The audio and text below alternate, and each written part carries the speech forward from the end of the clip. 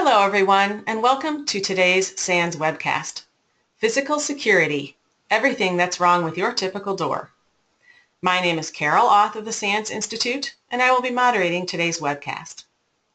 Today's featured speaker is Deviant Ollam, Security Auditor and Penetration Testing Consultant with the Core Group.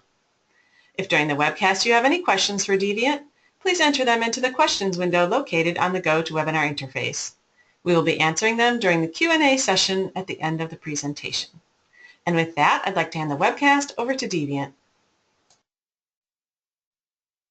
All right. Hello, everybody. Thank you for joining us today. I realize it's probably the first time you ever said to anyone in your office, all right, hang on, there's this guy, Deviant Olaf, and I'm going to watch him on the internet for a little while. But you're here, and you want to learn about physical entry and everything that's wrong with your typical door.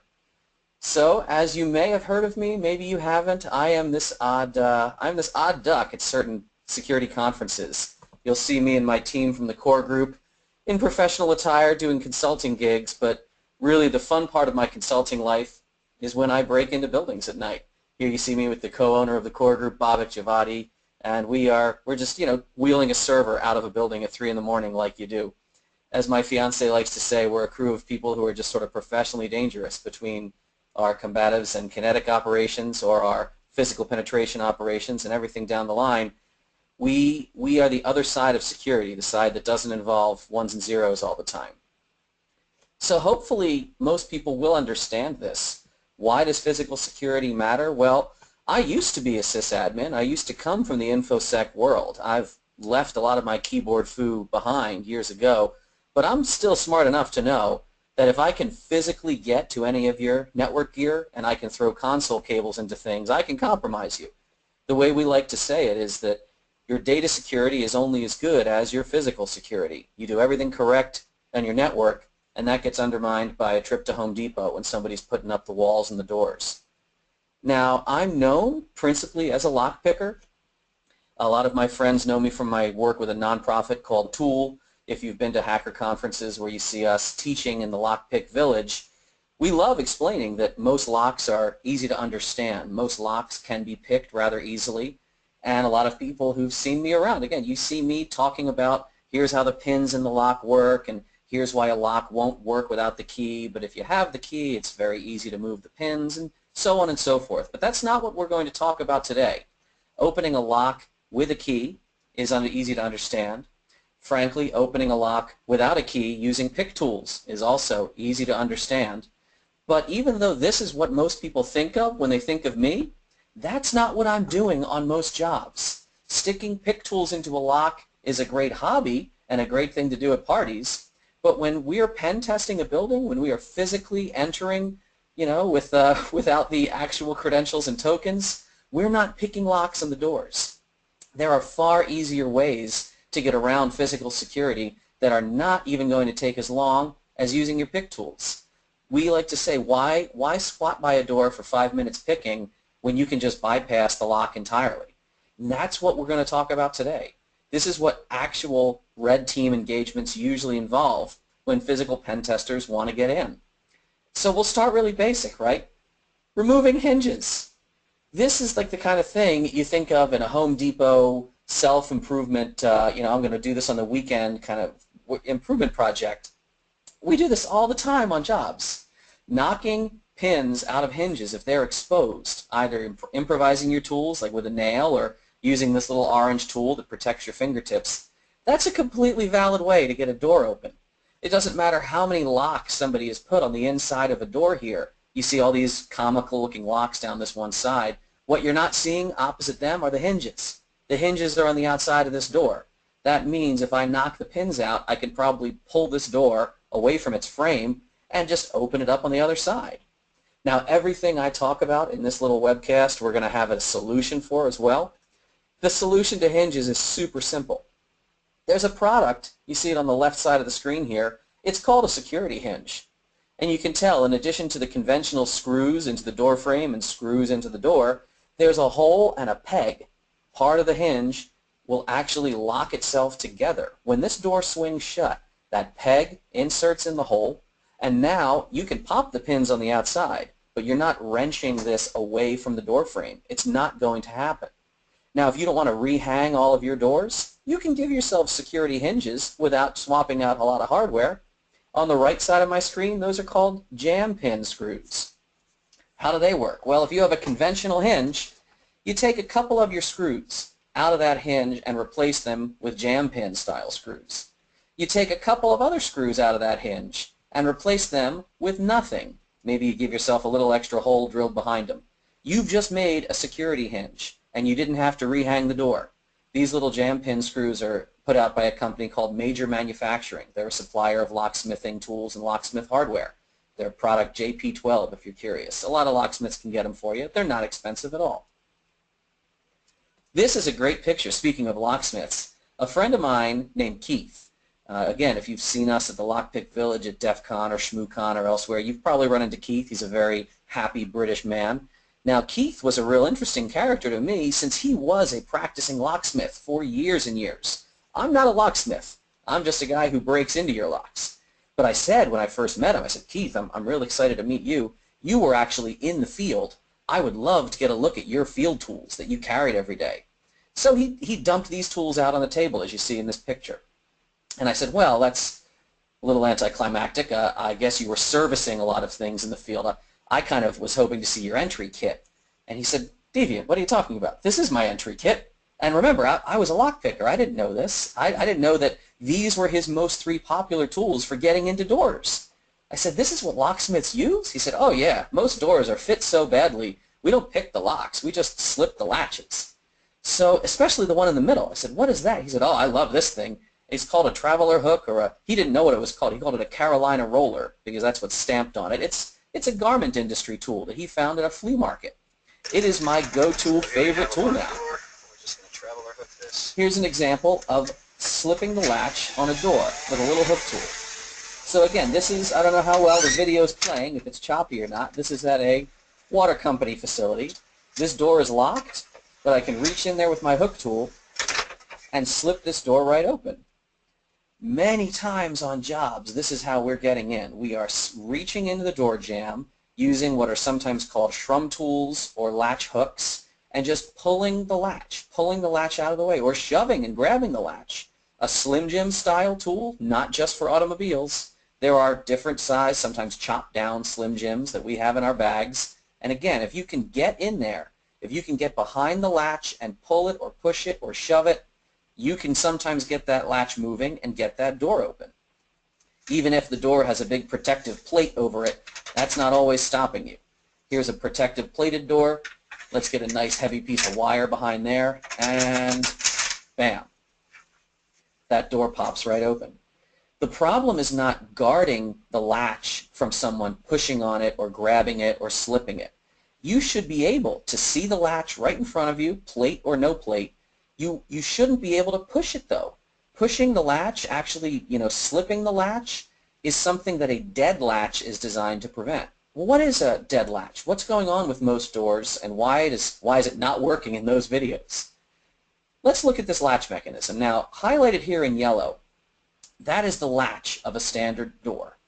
And many of you may have only seen that. Back in the day, this is the only thing a door had, but eventually more and more doors started appearing with this extra plunger bit, highlighted here in red.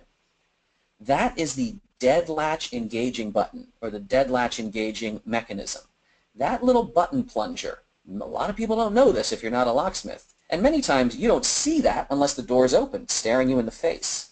You might not realize, when the door is shut, that plunger is supposed to be recessed. It is supposed to be held back by the strike plate. If the plunger is held back by the strike plate, that latch becomes dead. You can't push it, hook it, shim it, anything. But proper fitment of the door is necessary for the dead latch to work.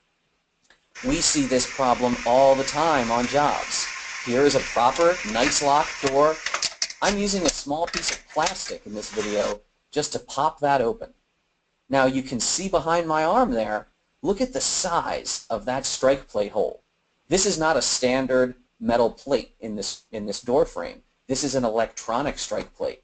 This is a big problem, and we see it very frequently in facilities that use electronic strikes and card access control systems. The size of the strike plate hole varies greatly between all kinds of different door hardware.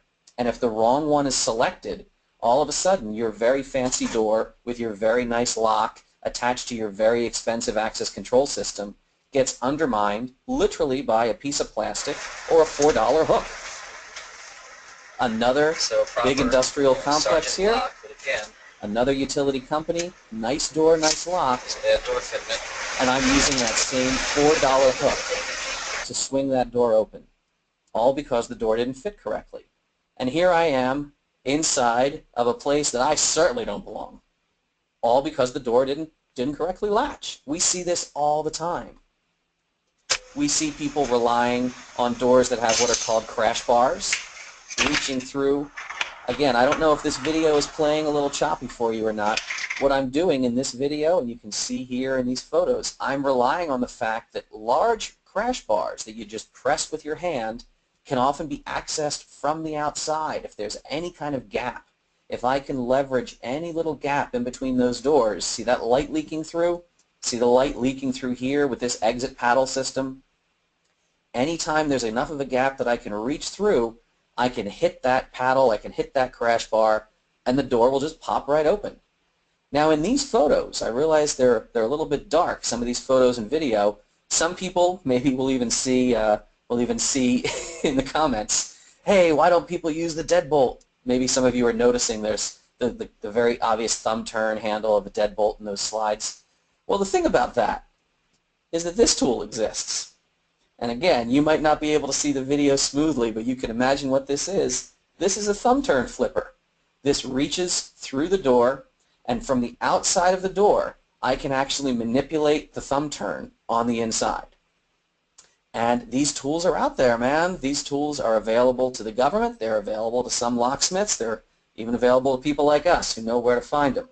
So keep that in mind. If someone can reach through the gap in your door, door fitment is critical.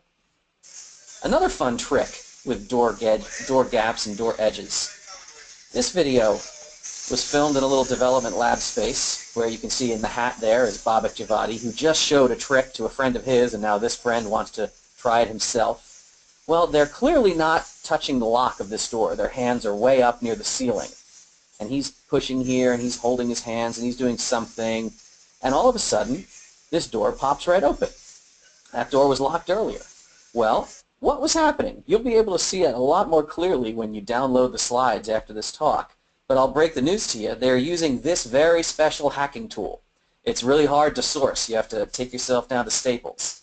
And all they're doing to pop the door open is holding it upside down. A standard duster can, a can of spray air, will often gas off a lot of its isobutane. If you flip the can upside down, it'll shoot out this big blast of cold air. Well, how is that an advantage? Anytime a door is electronically controlled, either with a striker or a big mag lock, there's a good chance in most modern environments, there's a good chance that you're going to see a thermal sensor on the inside of that door. These are often known as request-to-exit sensors. Now, thermal style, also they're passive infrared or PIR, you'll hear them called. They are not the only style. There are other sensors that are more sensitive. They use microwave radar. They're called range-controlled radar. But one or the other, and again, in most environments, you're just seeing infrared. These sensors are designed as a convenience to the user who is egressing. If you're trying to exit the door, the system will unlock it for you. If I can trip that sensor from the outside of the door, the system will unlock it for me. It'll actually assume that there's a valid egress attempt being done by an authorized party, and most of the time it won't even log any kind of alert in the access control system. It will just assume someone has been exiting, except I am coming in from the outside. Special thanks to, this has been exploited a number of times in comical ways. If you've ever been to DerbyCon, this is Dave Kennedy doing this with a very, very sub-ohmed e-cig. He's got his vape set up here, and you'll see on the right side, if the video allows you to see it, just a big cloud of gas coming through the other side of the door. And there's a rec sensor there. There's a passive infrared sensor. It trips, and the door is unlocked. And Dave's, quintessential smile is beaming from ear to ear. We've done this sort of thing with a lot of odd objects. I was comically on the internet a while back, and people kept sharing the video of me using a glass of whiskey as I walked by a bank on the way home in Montana one night. Boom, there we go. The door just kind of pops open with a mouthful of whiskey because why? The rec sensor tripped. The rec sensor says, oh, someone is inside trying to get out. Be aware of those gaps down the door. I can't stress this enough. Door fitment is all about, that's it. It's all about door fitment, even on the bottom of the door. Why the bottom of the door? Well, most doors in commercial spaces, to comply with code, have lever-style handles. When's the last time you've seen a door knob, for example, in an office building? A lever-style door handle can be gripped from underneath using, this is what's called an underdoor attack. I was actually being filmed at the last SANS event in DC, and here we have a door flying open as I kneel at the bottom of the door. It's a little hard to see that. Maybe we'll see this next series of images a little clearer. I am using a tool that literally just delivers a cable up to the door handle on the inside. I can rock this cable over, I can loop the inside handle, and I can pull. If I pull the cable, the inside handle gets yanked. It's as simple as that. Reaching under the door allows me to open it as if I were on the inside. Locksmiths and government folk have these tools. What is the solution to this, by the way? It's another type of door fitment. How do you snug up the bottom of the door? Well, this little video animation that you'll see more clearly if you download the slides shows you a dynamic door bottom. It is a plunger that sticks out into the door frame, and when the door swings shut, the bottom of the door actually has a small bar that drops downward. Now this little animation is just showing you an environmental seal, so your heating and cooling bills stay low. There are heavy-duty metal interlocking versions of this product. There are actual products made by a company called Pemco, the Pemco 530. That is a interlock metal bar that drops down, hits a contoured floor plate, and that door will never move. You also have things like this, putting shrouds around the handle on the inside. This is not a security product, although it gets improvised as one.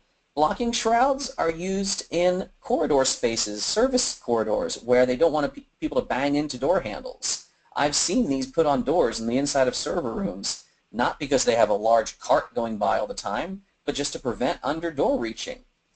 How many people have stayed in a hotel where they have seen the door handle installed not horizontally? There's a reason for that. This is because hoteliers are aware of under-door attacks. I've seen a lot of really fun improvised bits of plastic and metal, little clips being repurposed, all in the name of preventing under-door reaching attacks. This exact photo was sent to me by a friend of mine in Canada. I started seeing the same sort of clip on other hotels. I asked the head of security what it is. He said, oh, we just get these little plastic guides that you would normally put on the floor in your bedroom closet for your sliding doors. Beautiful hack. Repurposing a $4 item to prevent one of the easiest attacks I can use to get into the building. I love it. It makes my job harder, but if people are thinking about this stuff, it makes their security better. So that's why I love talking about this. Threats come from all angles. There's a lot of different ways that people could be getting in that you might not know, and we teach all of them. These are all things we've taught at SANS, man. The core group does surreptitious key copying. This is a cast and a mold system where you literally can press a key into a bit of soft medium, either clay or a binary compound, and then right there in the classroom, we're using little metal cups and flame and heating up metal and pouring it into the cat. Before you know, you have a copy of a key that you only had your hands on the original for 60 seconds. Imagine someone borrows your keys at the office. A contractor comes in and needs to get into that wiring closet for just a minute because they have to install the whatever. Do you know that they've handed your keys back without copying them? I don't know. Safe manipulation. I am a GSA certified safe technician and inspector. I am a safe, I'm a safe cracker. We ran safe manipulation at some of our SANS classes. You ever tried it? I can guarantee you, everyone listening to this right now, I can teach you in a day how to manipulate open most simple safe dials.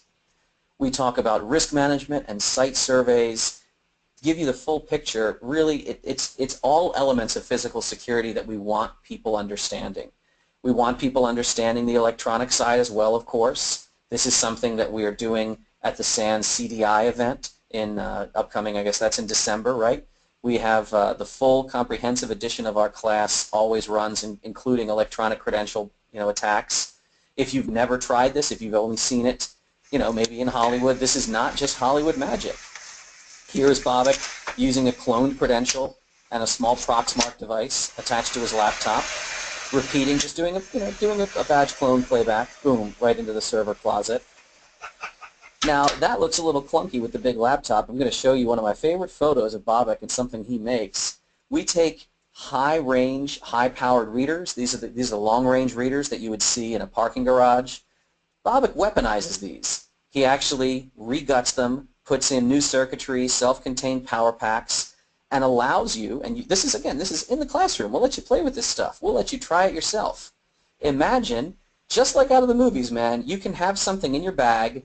You walk up to someone who's sitting on a bench, sit next to them for a minute. Now, it looks like our buddy Dennis here is just checking some messages on his phone. What he's actually doing is verifying that he just got a good card read from this person, walks away, and before you know it, you can be cloning credentials. You can be doing this in the classroom. This is something we walk you through start to finish, from badge grab to rewrite, to, if you want, to even remaking the credential, burning it on to your own hardware, burning it onto your own new card that doesn't even look suspicious when you walk in the building. If you want to try this with us, come on by at CDI in DC. If you want to think about any of this in more ways, just keep thinking about it and asking us. Reach out to us, because your physical security is your data security. If I can come up to your server cage and pop the lock either by picking it, bypassing it, or you name it in a few seconds, as you know, your data security is cooked at that point. Physical access is the ball game. So keep all this in mind. Keep in mind also that, as I showed you, some fixes and repairs, right? The fixes for all of this are usually straightforward.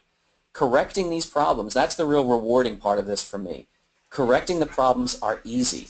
Here I am at that same water facility where I'm showing them. I said, look, so I popped this door open because of, this plate doesn't match this latch. And I'm telling the administrator, I'm like, look, you could just have one of your hardware guys come out here and align this plate a little differently. Either move it with a 1/4 inch, or even take a hand file and just scrape a little bit of a hole a little bit wider, and now the striker will hit the correct way. Most of these problems that you're fixing, when we find them, they don't involve solutions that cost thousands and thousands of dollars and giving you a huge operation center. Most of the solutions to the things we find are at your local hardware store. So I love when I show people what's wrong. I love even more when I show people how to make it right. If you ever want any kind of inspection of your facility, or you want to learn from us about how to break into facilities to see how secure they are, we're always just a word away. We hope to see you. I hope to get a lot of good questions from you. And this was a lot of fun for me right now. I left plenty of time for good questions, and the Q&A part is really the rewarding part for me. So definitely let me know what you're thinking right now, and I'm happy to get into anything else that you want.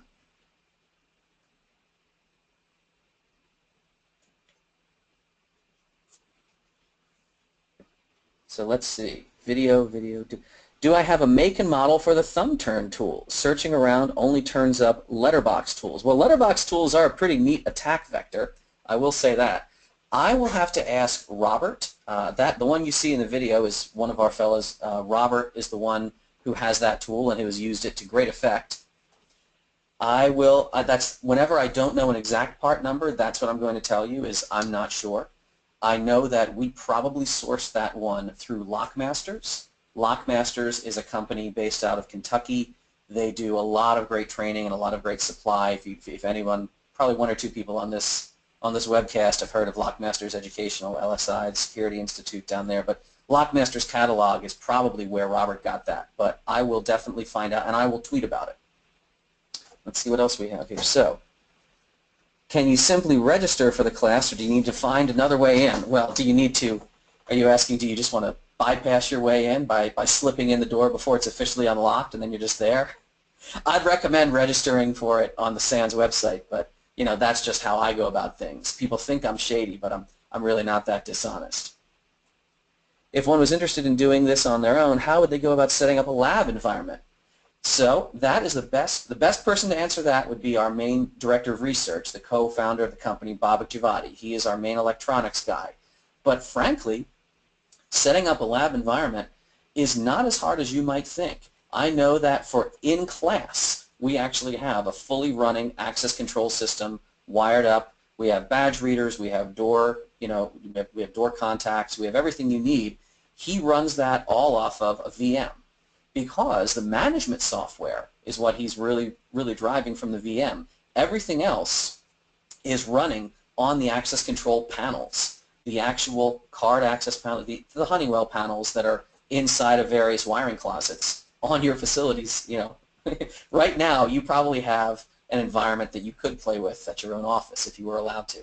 And it's not about setting up a computer network. It's really just these hardware panels that are very very small and very nondescript. You might see them in a telephone closet and think they were just part of your comm system.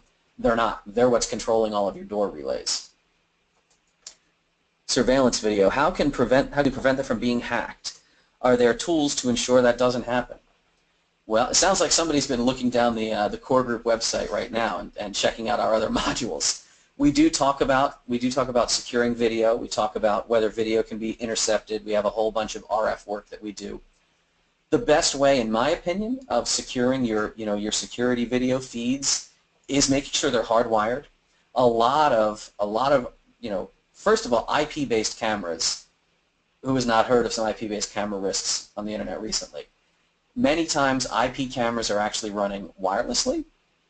To me, again, that's a recipe for why are you adding so many problems, why are you adding so many angles of attack. Does that mean every such system is vulnerable? No. It just means that the less opportunity someone has to pop into that signal, the better. I like hardwired camera systems, but again, I'm more the person who's avoiding the cameras. I'm not the person installing the cameras in most facilities. I know a friend of mine named Josh is the person we turn to all the time when a company needs a camera recommend, and he is really up to date with most of those technologies, more than we ever can be ourselves. Because let's face it, most of the time when people ask us all the time, aren't you worried about cameras? And the answer is no. Cameras are pretty much used for reconstruction after an incident. Most facilities, nobody's monitoring cameras live. In fact, to kick it back to the person who just asked, you've got a better chance of an attacker probably monitoring your cameras for insider info than you have of a security office watching them while someone's in the building doing what they shouldn't do. When you guys create the high-powered badge readers, are those only for Procs 2, or do you make, oh yes, for ICLASSes or other, yes, so.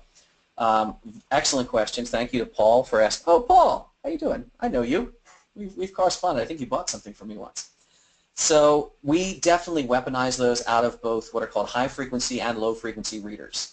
The most popular ones that we use are the R90. The R90, and Babak will yell at me if I get this wrong.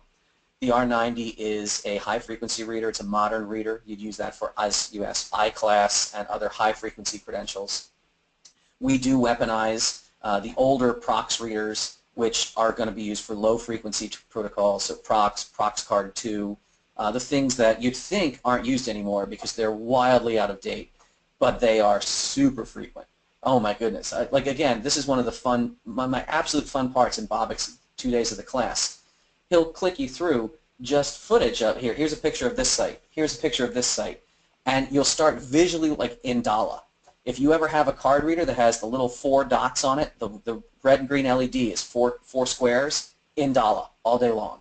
So instantly from Google Street View, you can look at that sometimes and be like, wow, okay, so they're using 10-year-old technology. Got it.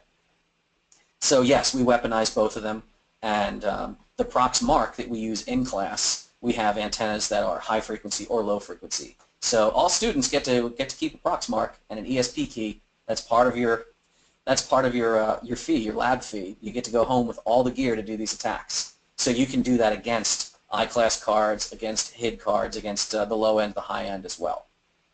Ooh, more questions. We have been active with guidance to IP camera security vendors. Hardening. So Salvatore is dropping some links that I will follow later, unless you really want me to click on them right now. Maybe you're trying to pwn my machine remotely during this webcast. But I will. That looks like more camera technology questions. so I'm happy to get into that a little bit later. I will follow those. Anything I don't know the answer to, I'm happy to read up on. I'm happy to follow your links and educate myself to give you a better answer on that. As an administrator of both access controls and visual surveillance, where do you recommend we start assessing our systems? Alternately, is that something we should do at all? Well, yeah, I definitely recommend you assess the systems. Unfortunately, the answer is really sad. As far as access controls go, the likelihood is your system is vulnerable in so many ways. Electronic access control systems, and again, this is something Babak would speak to in much greater detail in the 2-day that's coming up. These systems are vulnerable almost on every angle, and what I mean is you have a credential to reader communication, right? Intercepting and playing with that signal, cloning that badge, replaying that signal, any of that right there, that's one vulnerability. Then let's move it over. You have the reader is talking down a wire to the panel. The panel I spoke about earlier, that's not that big, it's probably in an access closet somewhere. That wired bus communication, also vulnerable in another variety of ways. We do that in class. We actually talk about pulling the reader off the wall. Your reader should have their tamper switch turned on. They often don't. We talk about pulling the reader off the wall and inserting sniffer tools right on the wire bus. You can do that. Then you have the panel, which is talking to some sort of administration software, some management software. We talk about those vulnerabilities as well. So where do I recommend you start? Gosh, it sounds self-serving. I recommend you sit in class with us for 2 days and then decide what the weakest part of those 3 pieces or anything else is at your enterprise. I recommend you test it all. All of it's easy to test. Frankly, you're going to be horrified at how easy your credentials are probably cloned. Start there, because that's the most forward-facing, and work your way inward and inward and inward. ICLASS, really? Security by obscurity. Vendor who does not disclose crypto, no thanks. And another link from Salvatore. So I'm assuming he's linking to, you're probably linking to some criticisms of HID, and we will watch our tone because HID does not like to be criticized a whole lot. HID is an industry leader for a number of reasons. They are on the forefront of a lot of new developments with making card readers more secure. The problem is being an industry leader also means that they have a lot of momentum behind their product line, and there's a lot of legacy product that's out there and is still being used because it's reliable, because it's serviceable. This does mean, though, that a lot of broken protocols, when I say broken, I mean the implementation has been cracked. Once the implementation of a certain badge credential is cracked, it's going to have its code put into the Proxmark system. You'll be able to clone it like you would a completely antiquated technology. ICLASS, this may surprise a lot of people, ICLASS is relatively blown at this point. ICLASS SE, it's a little harder, but again, if you can get the site keys, which we can talk about in class, you can clone and attack that as well. It's something just to be aware of. Let's see. Not necessary for taking a look. Great webcast. Thank you. I'm very glad you're enjoying it. Exactly 80% of credentials are very weak. The next 15% are vulnerable, says a statistic that I'm not making up. I'm reading on the screen, but I believe it. I'd say that basically there are only a very small handful of credentials, wireless RF credentials, that have not been very badly stumbled or broken completely. If you want to know, the best place, if you go down to SANS, SANS Orlando, you spend some time at the Disney facilities ever, you get yourself a Magic Band. Disney, ahead of the curve. Disney's Magic Bands, the RF tech in those, they are using MyFair DesFire EV2. The EV2, the new version of DesFire, has not currently been cracked. And we're working on it, believe me. Let's see. It appears that using two-factor auth is not going to help in a physical environment when all these social engineering attacks are available. I'm wondering, what could one do to ensure physical is truly secured? Well, that's a hard word choice, right? So saying physical being truly secured, is anything, I wish I had a cocktail, because at the bar we always say, is anything truly secure? Thinking in defense in depth, thinking of security in layers. That's really what you're talking about. Your security is not just going to be an ironclad 90-foot high wall. that stops every attacker dead. Your firewall is not going to do that, and likewise your physical security shouldn't be thought of as something that will do that. Your security is going to deter an attacker. Your security is going to delay an attacker. If you make an attacker's job hard enough that it's annoyingly slow and tedious, and it makes them more likely to be exposed and caught, your security is doing its job, even if it takes someone a while to get through. Even if they get through, if it takes them a while, the security is still doing its job. Think of it no differently than your web security or than your network security. It will never be perfect, but delay, deter, defer, and allow you to detect. These are the watchwords of what you're thinking about. Let's see. Nice webcast. How strong is facial recognition and retinal scanning compared to the other ways to gain access? Oh, a really neat question, and one where my knowledge is not complete. I will give you the most comprehensive answer I can, which is the following. Initially, face recognition technology was pretty poor. Poor enough that I still wouldn't trust consumer grade, I'm going to unlock my phone with my face. No, I'm not going to do that. I don't know if it's like holding up a photo of my face would unlock my phone. I don't trust that. If, however, you have any friends in the casino industry, or if, like us, you take yourself over to France or other parts of Europe and see the Millipol Expo, the Military and Police Expo, you will learn some very scary things about facial recognition that you did not know were currently happening right now with where the technology has grown in the government sector. Do I trust it for unlocking doors? No. I like to think of facial recognition as a technology still designed to keep bad guys out, not to allow good people in. Retinal scanning is another interesting factor, though, to flip onto that side of the biometric equation. Any biometric technology is always going to be a tug of war. The tug of war between you don't want false positives, right? You don't want to have the classic fake fingerprint, right? If you saw my DEF CON talk a lifetime ago about gun safes, and I talked about biometric gun safes, and we showed making a copy of a thumbprint. That was something we did pretty easily because it wasn't good at detecting fake fingers. Biometrics are going to try to not allow that fake fingerprint to work, that fake retinal scan to work, but of course the tug of war is that the system has to be forgiving enough that average users will not complain. If the average user has to push their thumb an extra time once a week, they'll probably swallow that. If every time they walk up to the door they have to press their thumb or look into it and pull back and look into it and pull back multiple times, that's a product that's not going to sell well in the market.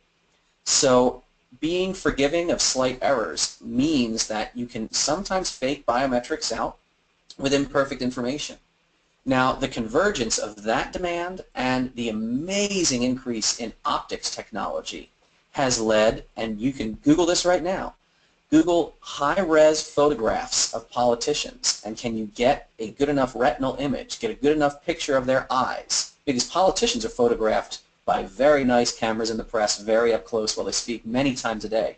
There was a story, I believe, someone correct me in the comments, I believe it was Angela Merkel, who was, it was her eyes were actually, captured, and people said, oh, you know what, we could probably fake out, a retinal scan of her eyes if necessary.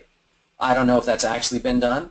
I don't want to be the one to test that theory with any of our leaders, but that's my take on biometrics, including retinal scans. Let's see what else. Oh, sorry, you said calling me iris scans. Yes, I would say probably meaning iris scans. Yes, you're not going to be capturing someone's, retina veins. But iris scanning technology, which is much more of it's a different optical system. Iris scan, again, this is me slightly above my pay grade on that one. If we encounter biometric scanners like that, I can tell you right now, we've never faked a biometric eye scanner on a job. I remember it was really funny when we used a can of air. We gassed a can of air inside of a door, and a biometric lock completely opened. That was really awesome. I love that one. You have good lock recommendations for personal security, also high. Oh, Dennis! Dennis, did you see yourself? You were featured. This is our friend Dennis who did the card grab on that park bench against Tyler. So my personal lock recommendations, as you should know already, you know the stuff I like, but Dennis is smart enough to pop open just about every lock we had in the classroom that day when he was with us in DC. So my personal lock recommendations run the gamut. It depends on whether, and this applies to residential, this applies to a commercial space. It's all about your threat model. Are you worried about somebody breaking in, like forcing the lock? If so, commercial grade, and I use this on both my office as well as my house, commercial grade Schlage products are pretty great. The commercial grade, I think it's the B650 deadbolt. That is a really heavy-duty deadbolt. It's going to install very nicely, and I put a nice Schlage Primus core in most of mine. Is the Primus completely invulnerable? No. Is the Primus good enough to stand up to almost every attack I could think of? Yeah, especially if you pin it up the way I pin it up really aggressively. Now, do I have my guns behind a Primus? Not really. Most of my gun collection is in very heavy safes that are anchored to the floor deep within the house with a serious, serious safe dial on there.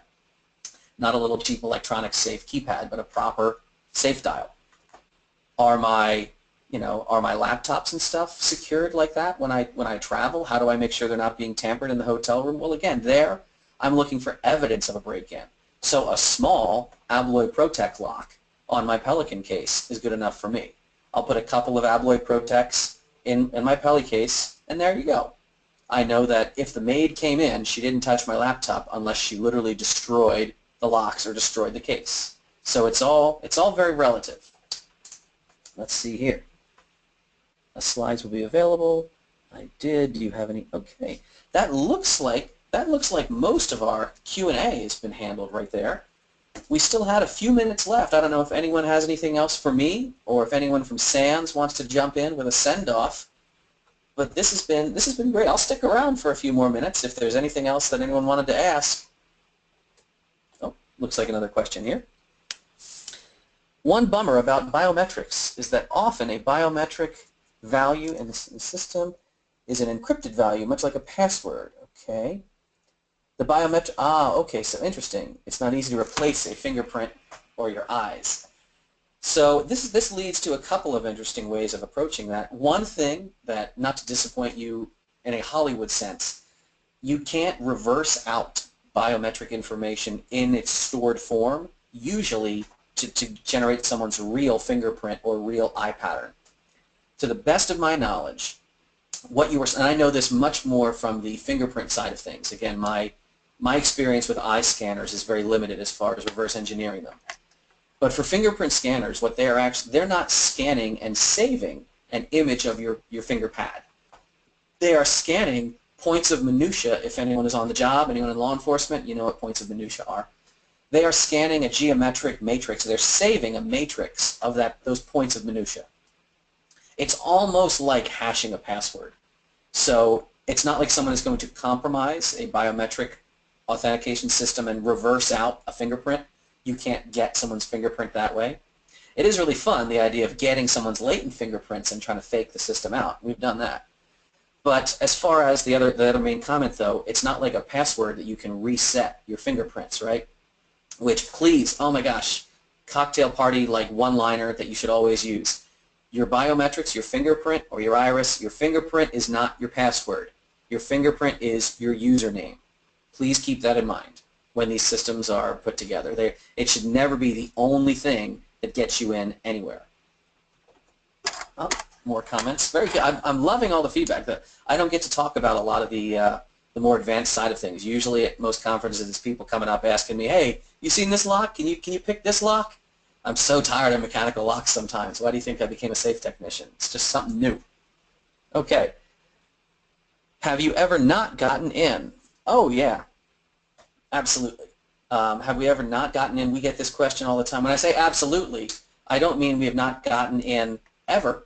I have been stymied by certain locks or doors before. There have been doors where I've just said, wow, all right, not trying to attack this door, and we get in another way. Have we ever not just gotten in the whole building or the room or any specific part of a facility? No. We have always gotten into every target we've been hired to penetrate. We've always gotten in without getting caught. The one story I tell about a man who challenged me once in a hallway after hours, he was the person who knew the test was happening, and he just wanted to be the person who would catch the intruder. I think that colors the interaction a little bit, if you ask me. And in the end, he didn't actually validate anything I told him. He didn't know who I was. I'd never met him before. He just hung around, said, hey, don't think you're going to get away with too much at my facility, and then he left. So does that count as not getting in? We stayed there for the next 8 hours, all overnight. We got into every room. He went home at around 4 p.m. He didn't care. So I'd say we've always gotten in. Whether we've had harder locks than others or harder jobs than others, sure, everyone has hard days. You always think that at the beginning. You're like, oh boy, this is the one. I don't like this at all. I got a bad feeling. We're not going to get into this building. And, you know, a couple hours later, you're just waving at security cameras like, I shouldn't be here. I'm inside. Didn't think I would. But no, you always get in the end. Let's see what else we have. There is a match on card with private keys protecting the templates, so no storage of templates required. This, so Salvatore is talking more about biometrics again and the fingerprints and how they are stored. Do you need to reverse the entire print? Could you get just access to the matrix? Could you, oh, what a fun question. Could you access someone's points of minutia?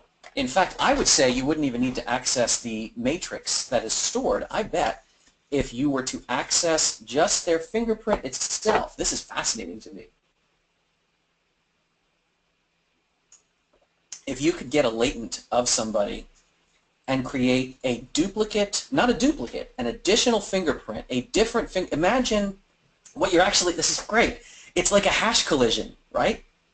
Imagine you had another fingerprint that had completely different whorls and arches and everything else, but the minutia points where things bifurcated or came together, all of those just happen to be very close to the original minutia points. That would take incredible artistry. It would be a way overly elegant solution to a problem no one has ever had. That would be, that's like a DEF CON talk right there. Just you did it because you could. I think that's awesome, and I want to go through some of my older and crappier fingerprint readers just to see if we could do that. That would be, you're really inspiring me here, man. Let me see if there was anything else. It looks like Salvatore may have asked the last question on that one. Yeah. This is, oh, and Jason, did you spoke in? Oh, Jason was asked. Jason's the one who asked if we were ever caught. Yeah, the short answer, no, Jason, no, we haven't yet, but we'll see. If hopefully, the hope, you always want to get caught, right? A good, and someone like Chris Nickerson will tell you this, a good adversary is someone who is upping the game of the person who's their opponent. You don't want to just go in there and clobber people with the same thing that they've stumbled on the last 6 times on every test. You're hoping, you're desperate that they got better, and then you have to up your game, and then they get better again, and then you have to up your game some more. Because that's what we're all in this for, right? We're in this to make our clients stronger, not just to make us feel cool at the end of the day. So I'm hoping for the day I don't get in. I'm hoping for the client that completely locks us out because they really brought it and they upped their game and they tightened everything and made my life, when my life's harder, their life is safer. And I would much rather go home to that feeling, as fun as it is to take pictures of us on the roof and everything like that. Very interesting. Thanks for your time. Thanks for your time too, everybody. This was cool. This was really fun. I'd love to do another one, or maybe we'll get Bobak on one of these, trying to show some card cloning live. Have we ever done that on a webcast? If it hasn't happened, tell SANS, and maybe we can make that happen out of the Maryland office where he's down there with all the card reader stuff. Yeah, hopefully we'll see you guys in the DC area.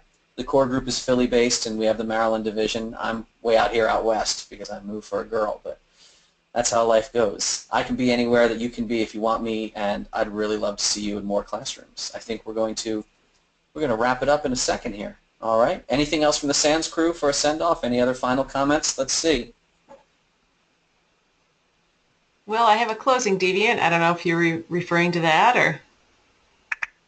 Sure. Feel free to talk. Go ahead. All right. Well, thank you so much, Deviant, for your great presentation, which helps bring this content to the SANS community. To our audience, we greatly appreciate you listening in. For a schedule of all upcoming and archived SANS webcasts, including this one, you can visit sans.org/webcasts. Until next time, take care, and we hope to have you back again for the next SANS webcast.